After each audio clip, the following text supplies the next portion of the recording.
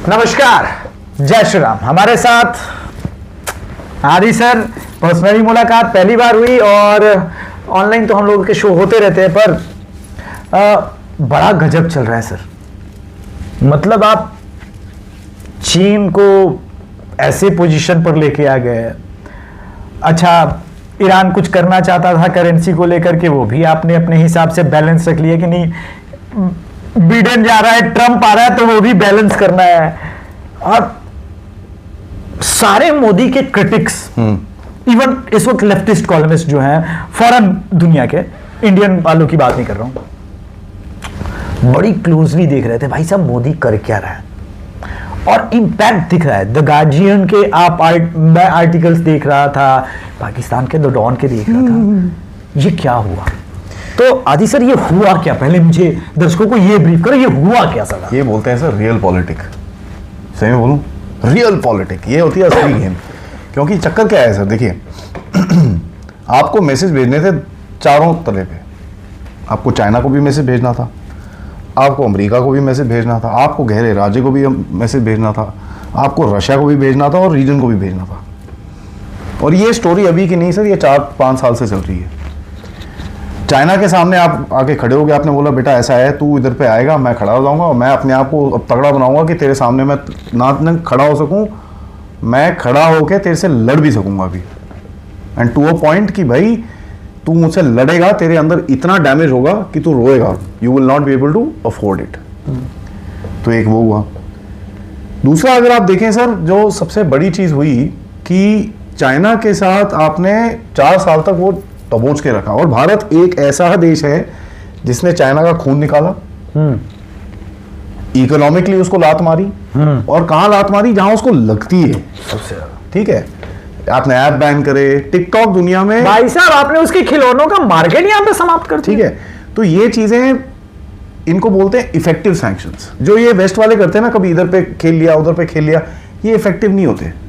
ये बेवकूफ़ी होती है यार, अभी कभी यहाँ मजाक कर रहे हो, कभी वहां मजाक कर रहे हो, ये बदतमीजी है। तुम सैंक्शन लगाते हो लेकिन पीछे से वही उनसे चीजें लेते हो और उसको आपने उसके डेटा सेंटर पे अटैक। ठीक है ना। तो आपने एक चीज बताई कि देखिए भारत का इंटरेस्ट और भारत का इंटरेस्ट ही है, इसके आगे ना पीछे हटेंगे, ना आगे जाएंगे, ना हम कुछ करने को राजी हैं, ना हम सुनने को राजी हैं। ये हमारा इंटरेस्ट है और हम इसके साथ ही काम करेंगे। तो एक एक सिचुएशन को देखते हैं सर। चाइना को आपने 4 साल तक वहां पकड़ के रखा और पीछे से आप बिल्डअप कर रहे हो अपने आप को, अपनी आर्मी को, अपनी इकॉनमी को, और उसको एक अभी चीज समझ में आ रही है कि यार मैं ये सस्टेन नहीं कर सकता, मेरे तो 50-60 बंदे रोज हर साल के मर जाते हैं। ये वहां पर जहां मेरे बंदे मर रहे होते हैं वहां पर सामने वॉलीबॉल खेल रहे होते हैं, ये क्या है? तो उसको एक मैसेज वो दिया आपने अपनी रॉकेट फोर्स बिल्ड करी जो अभी बीजिंग के बीच में जाके गिर सकती है, जो पहले नहीं थी आपके पास। तो आपने एक डेटरेंस बनाया उसका कि भैया देखो, तू अगर मेरे को कुछ करेगा उतनी ही मार तेरे को भी पड़ेगी। फेयर है, ठीक है, मेरे को पड़ेगी, मैं खाऊंगा मार, लेकिन बेटा ये वो टाइम नहीं है कि जब मैं ही खाता रहूंगा मार, तेरे को भी मार पड़ेगी और बहुत जोर से पड़ेगी। उसके बाद आपने उसके जैसे वो आपके आसपास लोगों को हथियार बेचता था, आपने वही शुरू कर दिए काम। इंडोनेशिया को हथियार बेचे, वियतनाम को बेचे, थाईलैंड को बेच रहे हो आप, फिलीपींस को बेचे, ब्रह्मोस चिपकी हुई है, उससे 150 किलोमीटर दूर ब्रह्मोस लगी हुई है। हाँ। तो उसको भी दिखता है यार ये ठीक है। हमारा जो लुक ईस्ट पॉलिसी है उसमें एक चीज बोलते हैं पोर्ट लेड डेवलपमेंट। तो अडानी साहब को ले रखा है, लगा भाई चकाचक पोर्ट्स, स्ट्रिंग ऑफ पोर्ट्स। आज की डेट में इंडियन ओशन में भारत के पोर्ट ज्यादा हैं चाइना से। ठीक है, तो ये तो चाइना एंड दुनिया देख रही है यार, ये चाइना को अकेला खेल रहा है। और आपने वेस्ट को भी यही चीज बोली कि देख बेटा ऐसा है, जहां पर हमारे 5 साथ में मिलेंगे हम तेरे साथ काम करने को राजी हैं, लेकिन ये नहीं कि तू जो मर्जी बोले कूद, मैं पूछूं कितना ऊपर और कूदना शुरू हो जाना, ये नहीं होगा। बिकॉज तुम अपनी पॉलिसी पहले सीधी कर लो, तुम तो उससे पैसे भी लेते हो, उसको मार्केट भी दे रखी है, तुमने सब कुछ कर रखा है, उसके बाद मेरे को सोचते हो कि भैया तुम सब कुछ बर्बाद कर लो अपना, वो नहीं होगा। तो आपकी जो चाइना पॉलिसी है वो आपकी चाइना पॉलिसी है, आप किसी के ऊपर डिपेंडेंट नहीं हो। आज अगर वेस्ट बोलता है तुम अपने आप लड़ लो चाइना से, ठीक है, हम तो वैसे भी लड़ रहे हैं। नहीं वो तो ठीक है, लेकिन आदि सर इसमें एक टर्निंग पॉइंट ये है कि 2008 में जो सीक्रेट एमओयू साइन हुआ था रागायन ग्रुप के साथ, आज की कहानी ये है कि वो सीक्रेट एमओयू साइन करने वाले को पता गया कि रागा तो नहीं आ रहा है, तो जो करना है वह मोदी के साथ ही करना है। सर एक वो है, दूसरा है वो जो एमओयू साइन करने के बाद आप सीआईए के साथ जाके बैठ जाते हो, तो चाइना भी बोलता है यार ये क्या किया मैंने भाई, मैं साला जहाँ पैसे लगाता हूँ मेरे पे पलटवार हो जाता है, साला पाकिस्तान में पैसे लगाता हूँ वो उधर चल पड़ता है, मैं यहाँ पैसे लगाता हूँ वो साला उधर चल पड़ता है, बांग्लादेश में मैंने इतना कुछ करा वो साला उस तरफ चल पड़ा, ये क्या है, वो क्या रहा है, कॉमन इंटरेस्ट बांग्लादेश है, मानते हैं आप? जी, तो ये एक बार एक शो में हम दोनों साथ में थे और हमने कहा था कि अगर चाइना समझदार हुआ तो इस वक्त जो सिचुएशन है, काम शुरू हो गया ना, काम शुरू हो गया पैकेट में। मैं आपको आगे कुछ बोल नहीं सकता क्योंकि बोलेंगे ये वो, बट काम शुरू हो रखा है, आपको चीजें दिखेंगी अभी थोड़े टाइम में, जहां पर आपके जो कॉमन शत्रु हैं, जो आपके कॉमन एनिमी हैं, उनके ऊपर अटैक्स ऑलरेडी शुरू हो चुके हैं, बांग्लादेश में बैठे एक बंदे से नहीं, अब बहुत सारी सीक्रेट्स तो स्टेप बाय स्टेप रिवील होती है। दूसरा आप ये चीज देखो, आपने गहरे राज्य को भी बोला देख यार बेटा ऐसा है, तू जितना मर्जी कर ले यार, मैं नहीं सुनने वाला, जो मर्जी कर ले। उसने 15-20 हज़ार करोड़ रुपए लगा दिया आपके इलेक्शन के अंदर, वो फिर भी नहीं हरा पाया आपको।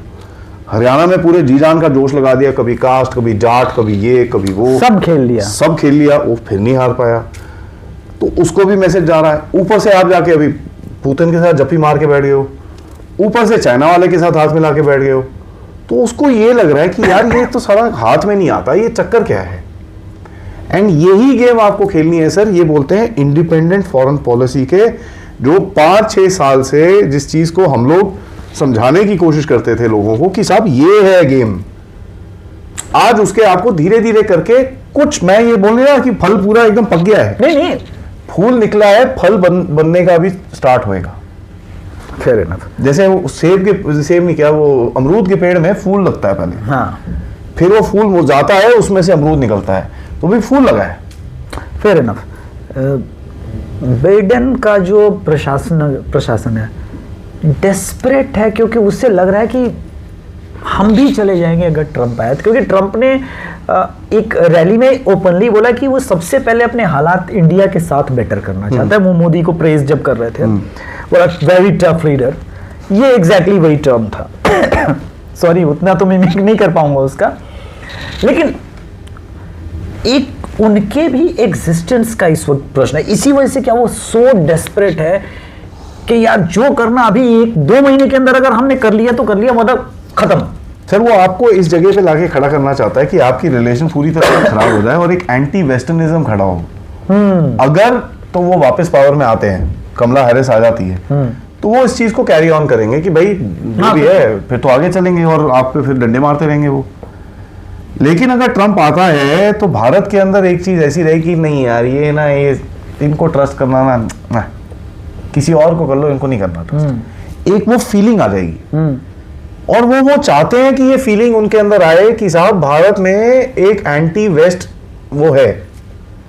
आप इनकी वेबसाइट पढ़िए यूएस एम्बेसी की, वहां पर कहते हैं कि भारत के अंदर एक एंटी वेस्ट फीलिंग है, हम उसको ठीक करने के लिए लोकल इन्फ्लुएंसर के साथ काम करके बुलाया था, ठीक है, सारे लोगों को उनके साथ काम करके हम कुछ बनाने की कोशिश करेंगे। लेकिन वो लोकल इन्फ्लुएंसर क्या कर रहे हैं, एंटी भारत ऑपरेशन कर रहे हैं यहाँ पर, आकाश बनर्जी टाइप के देशभक्त टाइप के लोग, उसके बारे में सब बकवास था वो। तो वो एक उसको इतना आगे लेके जाना चाहते हैं कि भैया या तो आप हमारी बात सुनो, नहीं तो हम तुम्हारे सिर में डंडा मारेंगे। अब आप बोलते हो बड़ा खिल्ले में, चल मार ले डंडा। वो उसको सहन नहीं हो रहा कि यार ये कैसे लोग हैं, हम इनको बोल रहे हैं हम इसको मारेंगे, हम सैंक्शन करेंगे, वहां से कोई जवाब ही नहीं आता। आप ये देखो साहब, यूएस ने, कनाडा ने क्या क्या आप पे इल्जाम लगा लिए। उसका प्रधानमंत्री हर तीसरे दिन आके एक स्टेटमेंट दे देता है, फॉरेन मिनिस्टर स्टेटमेंट दे रहा है, फाइनेंस मिनिस्टर स्टेटमेंट दे रहा है, सिक्योरिटी मिनिस्टर, उसका ऑपोजिशन लीडर, सारे स्टेटमेंट दे रहे हैं। यहां से एक क्यों नहीं निकली? जयशंकर के ऑफिशियल स्टेटमेंट कुछ भी नहीं है, कुछ नहीं। एमईए के फॉरेन सेक्रेटरी साहब हैं, जो ऑब्वियसली देखिए सीनियर हैं, बट इतने सीनियर नहीं है कि वो प्राइम मिनिस्टर से डील करके उस लेवल पे आप उसको जवाब दे रहे हो। मतलब आपने पैंट उतार रखी है उसकी, आपने पाकिस्तान बना दिया कनाडा का। आप जिस तरह से उसको ट्रीट कर रहे हो, जिस तरह से आप पाकिस्तान को ट्रीट करते हो, यूएन में पता है पाकिस्तान जब कश्मीर करता है ना, तो भारत का एक लॉ है, जो सबसे जूनियर डिप्लोमेट होता है ना, वो रख के मारता है उसको। तो आप वही चीज कर रहे हो उसके साथ ही। और आप जो उंगली कर रहे हो, जैसे उसके अपोजिशन के सांसद जो है कनाडा के सदन में जिस प्रकार से उसको नंगा कर रहे हैं, एग्जैक्ट टर्म तो यही है कि यार इस आदमी ने यार हमारा इंडिया के साथ रिलेशनशिप खराब करके रखा है।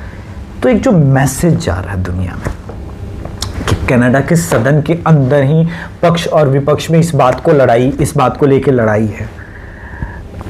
अब नैरेटिव की बार से थोड़ा सा आगे बढ़ते हैं, जिसका जियो पॉलिटिक्स से भी और थोड़ा इंटरनल पॉलिटिक्स से भी ये है, क्या सेल्फ रियलाइजेशन है कि राहुल गांधी हमारा कार्ड गलत हो गया? सर ये तो उनको पता है, और ये मैं आपको बता रहा हूँ क्योंकि आप इतना पैसा लगा के किसी पे लगाते हो और वो कुछ नहीं दे पाता आपको, ये तो उनको पता है। लेकिन उसके पास ऑप्शन क्या है? केजरीवाल भी डेड हो गया। ऑप्शन क्या है उसके पास? आपका एक ये मैं आपको बता रहा हूँ, तीसरा है ऑप्शन ना? है जो यूपी वाले साहब हैं, लाल टोपी वाले, उनको पकड़ सकते हैं वो। तो वो भी हिंदुवादी नहीं है, फ्लॉप तो वो भी होंगे। आपको तो ठीक है ना? हिंदुवादी राष्ट्रवादी चेहरा बना के किसी को डालना होगा। अब वो कौन आएगा? और ये मैं बहुत टाइम से बोल रहा हूँ, अगला जो आएगा वो हार्डकोर सनातनी होगा। मैं 1.5 साल से बोल रहा हूँ, जो मेरी ऑडियंस शो देखेगी एकदम पकड़ लेगी वो चीज। हाँ, मैं ये 1.5 साल से बोल रहा हूँ कि साहब अगला जो आएगा वो एक हार्डकोर सनातनी होगा। हाँ, वही डिवाइड कर सकता है। ठीक है।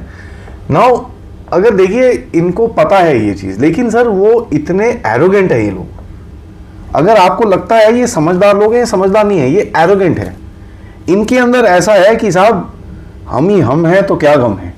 अच्छा, फिर ठीक है। नहीं, ठीक है। क्या है कि राहुल गांधी भी एरोगेंट है, तो इतने एरोगेंट हैं, ये बोलते हैं यार मेरे पास मीडिया है, मेरे पास ये है, वो है, ये है, वो है, ये है, वो है, सब कुछ मेरे पास है, तो मेरे को इसका क्या डर बैठा है। अब आप देखो इनके टूटे फूटे कार्ड्स क्या हैं सर। USCIRF की एक रिपोर्ट निकाल देंगे, पन्नू का कार्ड खेल देंगे आपके साथ, कनाडा से कुछ बुलवा देंगे, मणिपुर में आग लगा देंगे। हाँ। लेकिन इन सारी चीजें अभी एक साथ हो रही हैं, इससे भारत की स्टेबिलिटी पे कोई फर्क नहीं। ओवरऑल उसमें, हाँ ठीक है, थोड़ा सा झटका मारता है, बट यार भारत इतना बड़ा देश है, उसको इतना कुछ फर्क नहीं पड़ता। ठीक है ना। अब जैसे ट्रंप को भी गोली लगी थी, है तो भाई प्रेसिडेंट जिसको गोली लगी, हाँ, लेकिन उससे अमेरिका की स्टेबिलिटी पे कोई फर्क पड़ा? नहीं पड़ा। तो ये चीज इनको समझ में नहीं आती है सर।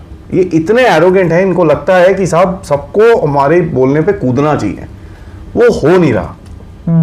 और इनके अंदर एक फ्रस्ट्रेशन है कि यार कोई हमारी बात ही नहीं सुनता, ये चक्कर क्या है। ये चीज फ्रस्ट्रेशन से अभी तो ये आपके ऊपर एक्शन ले रहे हैं, और ये चीज आगे भी चलेगी जहां पर आपके ऊपर और बेवकूफी करेंगे। देखिए अभी तो नवंबर 5 तक इलेक्शन है, लेकिन जो स्वेरिंग इन सेरेमनी है वो जनवरी में है, तो तब तक ये बेवकूफियां चलती रहेंगी आपकी। और अगर कमला हैरिस वापस आ रही है तो ये बेवकूफियां ट्रिपल हो जाएंगी, और अगर ट्रंप वापस आता है तो बेवकूफी होगी, लेकिन कम से कम मैं बोलना चाहूं तो ठीक मुद्दे पे होगी। किस पे होगी? टैरिफ पे। कि साहब मैं तुम मुझसे ये लेते हो, मैं तुमको टैक्स नहीं लगाता, मैं तुमको ये देता हूं, क्या तुमने इतना टैक्स लगा रखा है, इसको सीधा करो। ये नेगोशिएबल है, बिजनेस का, ये बिजनेस नेगोशिएट है ना यार, वो कर सकते हैं।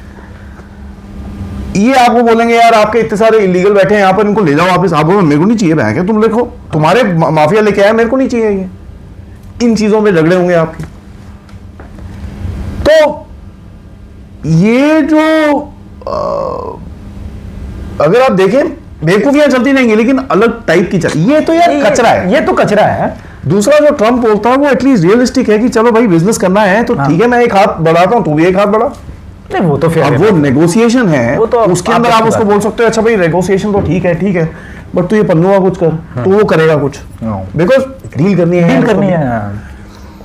तो ये बड़ा इंपॉर्टेंट है देखने के लिए। प्रैग्मेटिज्म जिसको बोलते हैं, रियलिज्म जिसको बोलते हैं, वो चीज दूसरी सरकार में आपको दिखती है। ऑल्दो मैं आपको सही में बताऊं, इनके बीच में कोई ज्यादा डिफरेंस नहीं है, लीडर में डिफरेंस है। लीडर में डिफरेंस, ठीक है। इनकी पॉलिसी सालों की सेम है, बिकॉज मैं आपको बताऊं ये एक यूनि पार्टी बोलते हैं, जो बीच की पार्टी होती है इनकी, वो चलाती है गवर्नमेंट एक्चुअली। बाकी तो इधर से कूदते हैं उधर से कूदते हैं, वो सब सेम होते हैं। तो ये एक है। अब भारत में उसको भी देखिए, अब उसका भी आप कोई इतना रिएक्शन नहीं देते कि भैया ऐसा लगे कि आपको बहुत दर्द हो रहा है। ठीक है, बोलने दो यार, क्या फर्क पड़ता है, कोई देने का फर्क नहीं पड़ता, क्योंकि अगर आप कोई जवाब भी दे दो ना वो रुकेगा। तीसरी चीज है, आपको उससे चीजें चाहिए साहब, आपको कैपिटल चाहिए, आपको टेक्नोलॉजी चाहिए, आपको ये चाहिए, आपको वो चाहिए। चाइना में, मैं बार बार बोलता हूं, चाइना का एक लीडर था जिसका नाम था डेंग जियाओपिंग। उसकी एक सेइंग थी साहब, hide your strength, wide your time. Wide your time. So India is wide your time. अभी जब तक आप मोदी ने टाइम बाइड किया, 5 ट्रिलियन नहीं पहुंचते, आपके पास एक इंटरनल डेटा सिस्टम नहीं सेट होता, सेमीकंडक्टर नहीं सेट होता, जेट इंजन नहीं बनता, आपके पास काफी सारे एक चेकलिस्ट है, आप वो कंप्लीट कर लो, उसके बाद आंखें दिखाओ लोगों को, क्या प्रॉब्लम है। बट उसके लिए सर अभी 5-7 साल हैं। तो भाई साहब थोड़े बाकी जो यहाँ के बैठे हिंदू है ना, वो भी उस एक बार चेकलिस्ट को क्रॉस कर लेना, क्रॉस वेरीफाई कर लेना कि क्या क्या कंप्लीट हुआ है। तब तक सिंपली बैठिए, मजा लीजिए, लड़िए, गेम दोनों तरफ लाइन मत क्रॉस करो, लाइन मत क्रॉस करिए। तो दर्शकों, please do subscribe deaf talks by Adi, the Abhishek Tiwari show को सपोर्ट कीजिए, और बाकी राष्ट्रवादी विमर्श, जियोपॉलिटिक्स और इंटरनल पॉलिटिक्स का ये कॉकटेल तो यूं ही जारी रहेगा ऑनलाइन भी। और टू बी वेरी फ्रैंक, आदि सर इज ऑसम। मैं आपको बता रहा हूं कि हम लोग ऑनलाइन में बहुत बातें करते हैं, फोन कॉल पे भी बातें करते हैं, लेकिन जो एक वाइब है इनके साथ बैठने का, मिलने का, बात करने का, मैं बता रहा हूं कि संभवतः राष्ट्रवादियों के बीच में ये एक आने वाले समय में एक ऐसे एसेट बनेंगे जिसको बढ़िया लोग यूज करके हम लोग एक अच्छा नैरेटिव भारत के संदर्भ में, बिल्डिंग जिसको कहते हैं ना कि भारत बनाना, उसके संदर्भ में हम लोग अच्छे से यूज कर रहे हैं, और वो लाइन चल रही है। अब आप देखो तो Aadi sir, thank you sir, thank you sir, thank you sir. बस निवेदन सर, धन्यवाद। जय श्री राम, हर हर Mahadev. Please do subscribe Abhishek Tiwari show and def talks by Aadi. जय श्री राम।